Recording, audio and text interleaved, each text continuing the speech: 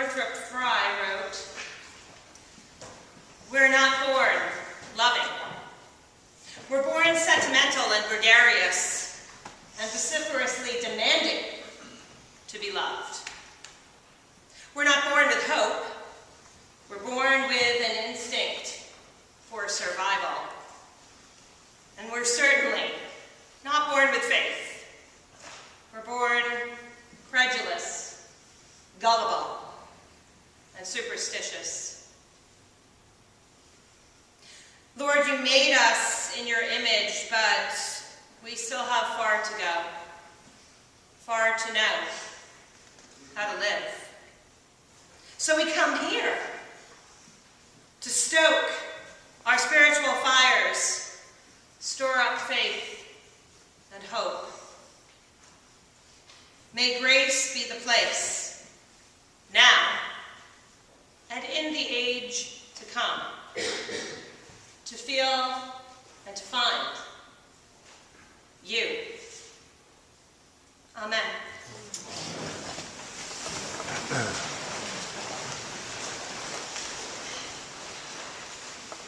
So this past October, the presiding bishop was the honorary preacher at the National Acolyte Festival at National Cathedral. And in her sermon, she spoke about the time her bishop, many years ago, came to be with her on her first day on the job as a clergy person.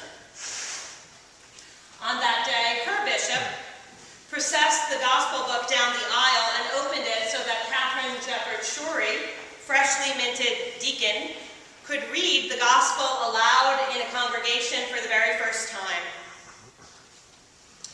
As she began to read, instantly Shuri realized something was wrong, but she just couldn't put her finger on it until a parishioner leaned over to her shoulder and whispered in her ear, loud enough for everyone in the congregation to hear, "You are reading last week's gospel." It's then Catherine turned the page and said, "A continuation of the gospel according to John."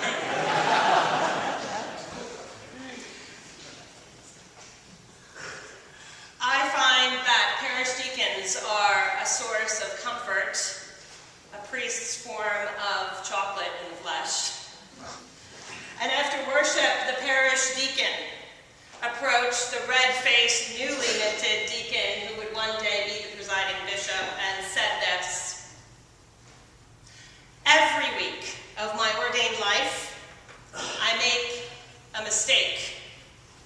By the end of my life, my hope is I will have made them all."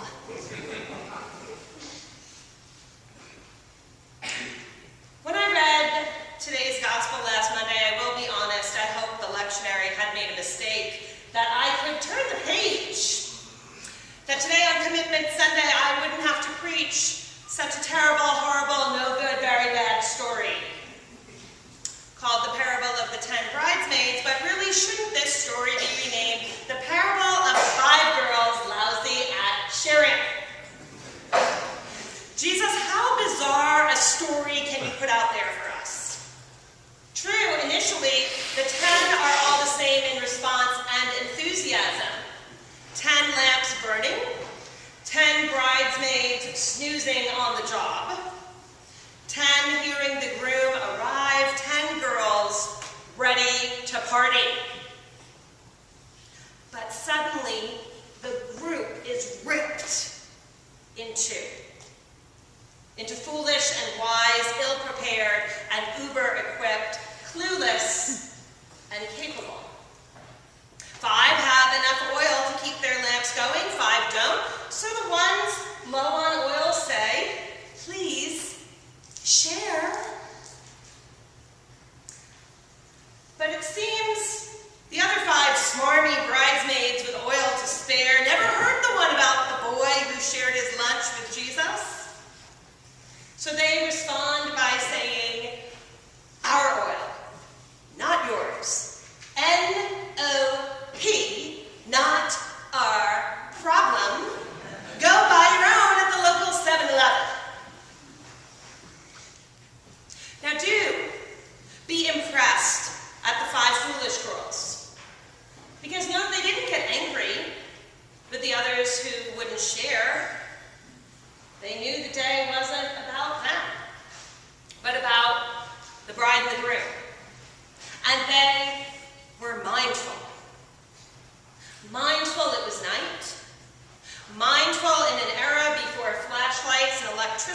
it was their job to light the way from here to there. Mindful, a path of light was necessary for the traditional walk in the darkness from the bride's family home to her new home with the groom. And more than likely, that home wasn't just down the block, but a long way off. So they were mindful that it was their job to make sure the bride didn't step on a scorpion and die on the way to her new home, that the groom didn't fall into a pit or off a cliff and break his leg. They were mindful that their lambs were tangible prayer, were acts of blessing, visible protection for the couple. So the 5 without oil do not fuss, they do as they're told, they take off to find oil, to fill up their lamps.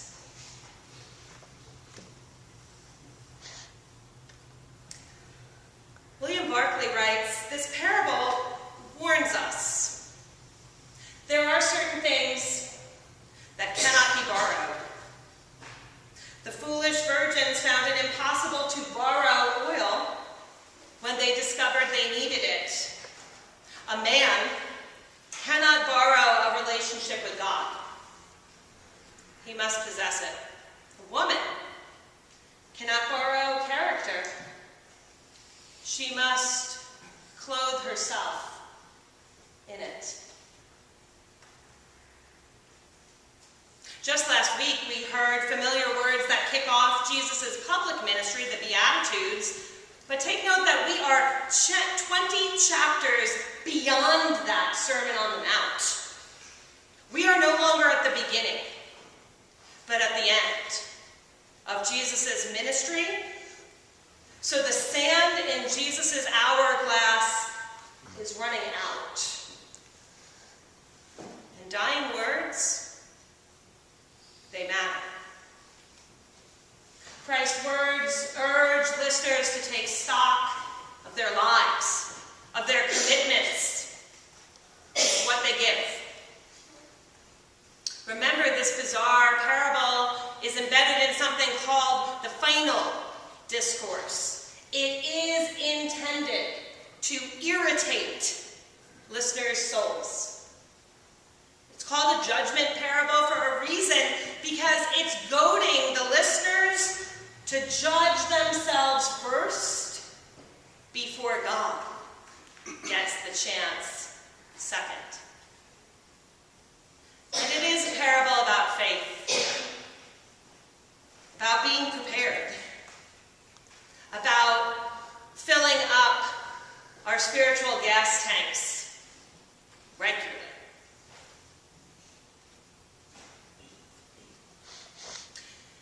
Steve Maraboli writes, people tend to be generous when sharing their nonsense, fear, and ignorance.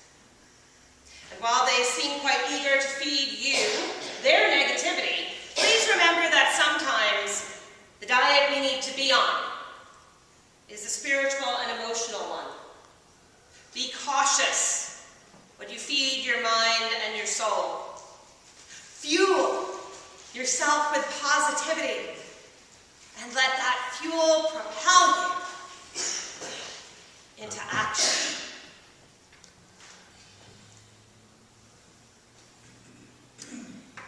I am many things.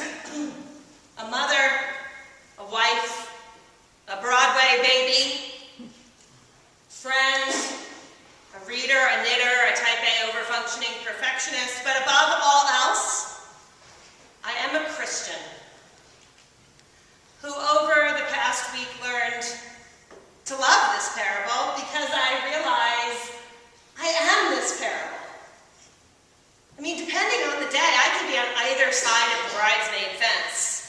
One day, uber equipped, the next day, super ill-prepared. One day, full of energy, the next, running on empty. And my spouse, he gets this.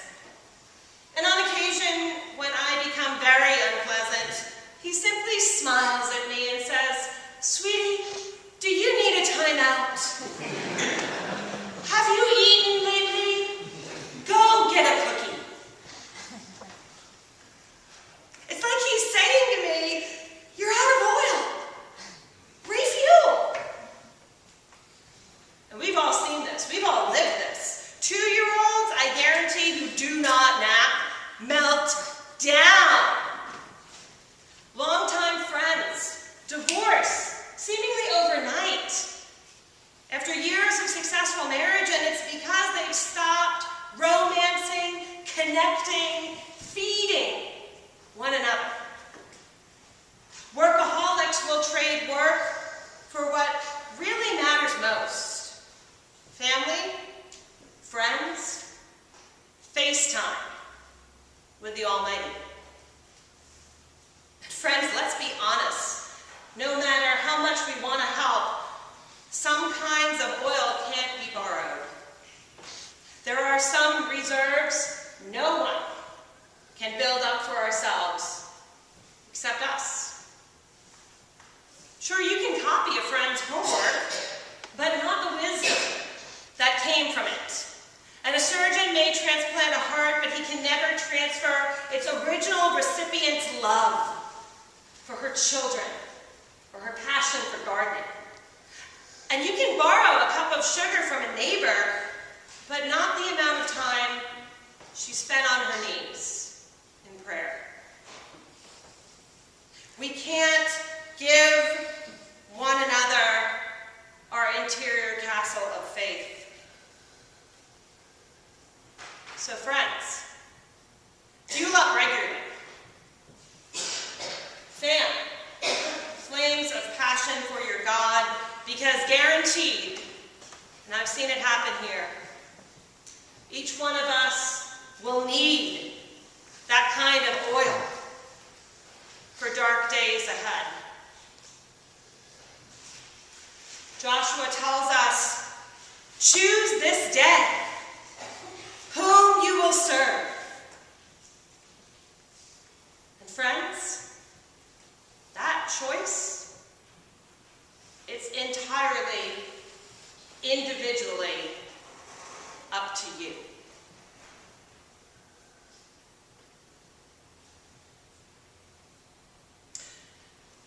William Barclay also wrote, we cannot always be living on the spiritual capital which others have amassed. There are certain things that we must win, possess for ourselves. We cannot borrow them from another.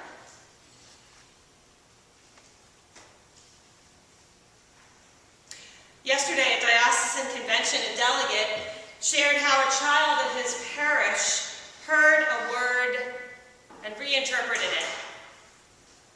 Instead of now saying amen at the end of every prayer, the child says, I'm in.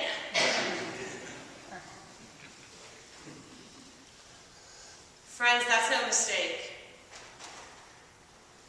Figure out how to pray I'm in every day. Figure out what fills you spiritually and then do what needs to be done to make it happen.